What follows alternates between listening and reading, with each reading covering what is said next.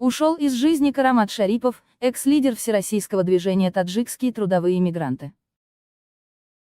Карамат Шарипов, правозащитник, известный среди таджикских мигрантов, умер в возрасте 57 лет.